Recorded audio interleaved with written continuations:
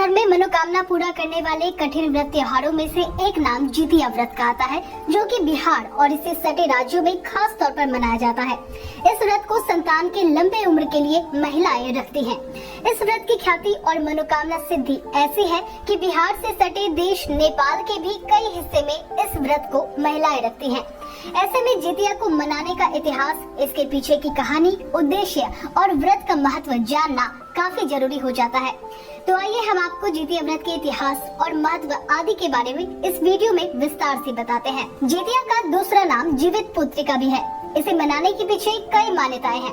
कुछ लोग इसे महाभारत की कथा से जोड़ते हैं, तो वहीं चील सियारिन की कहानी भी पौराणिक मान्यताओं में जितिया को मनाने के पीछे की वजह बताई जाती है। वहीं इसे मनाने के पीछे सबसे फेमस वजह जीमूत वाहन भी माने जाते हैं। तो आपको इन तीनों कहानियों के बारे में बताते हैं। पहली कथा चील सियारिन से जुड़ी है। पुराने समय में नर्मदा नदी के तट पर कंचनवती नाम का एक नगर था। नदी के पश्चिम दिशा में फैले मरुभूमि में एक विशाल पाकड़ का पेड़ था, जिस पर एक चील रहा करती थी।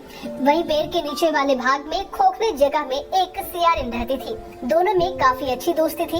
एक बार कुछ महिलाओं को देखकर उन्होंने जितिया व्रत करने का संकल्प लिया और उन दोनों ने ही कथा को सुनकर और जीवित वाहन भगवान की पूजा की। लेकिन व्रत वाले दिन ही शहर के एक धनी व्यापारी की मौत हो गई और दाह संस्कार के लिए उन्हें उसी तट पर लाया गया। इधर सियारिन को व्रत करना भारी पड़ रहा था, क्योंकि वह भूखे नहीं रह पा रही थी। वहीं मुर्दा को देखते ही सियारिन खुद को रोक न सकी और चील से छिपाकर अपने व्रत को भंग कर लिया। दूसरी तरफ चील ने खुद पर संयम रखते हुए नियम और श्रद्धा के साथ व्रत को पूरा किया और अगले दिन व्रत का पालन किया। कुछ समय के बाद दोनों का यह जन्म पूरा हो गया और अगले जन्म में दोनों ने एक ही ब्राह्मण के घर में पुत्रियों के रूप में जन्म लिया। चील बड़ी बहन बनी, जिसका नाम शीलवती था, जबकि सियारिन छोटी बहन के रूप में जन्मी, जिसका नाम कपूरावती रखा गया। शीलवती की शादी बुद्धिसेन से हुई, जबकि कपूरावती की शादी उस नगर के राजा मलयकेतु से हुई।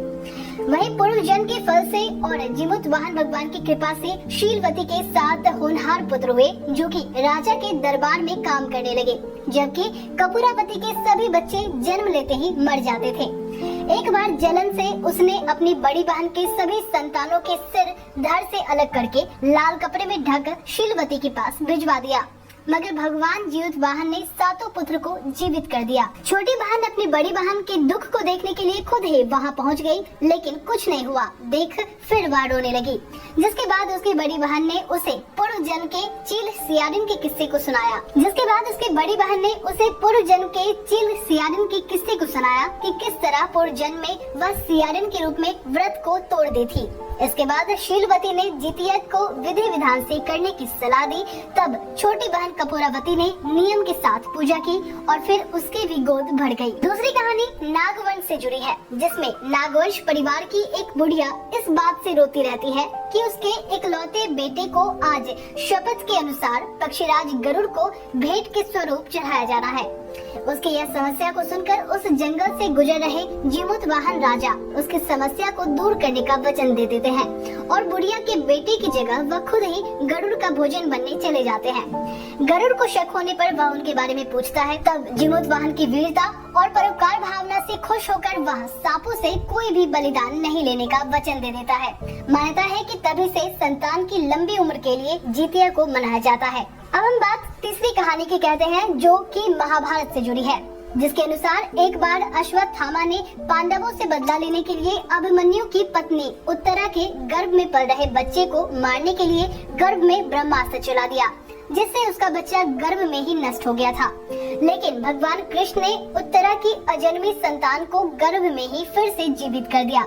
तब से ही जितिया को मनाया जाता है। आपको बताते चले कि इस व्रत को पीछे मनाने का महत्व काफी ही बड़ा है।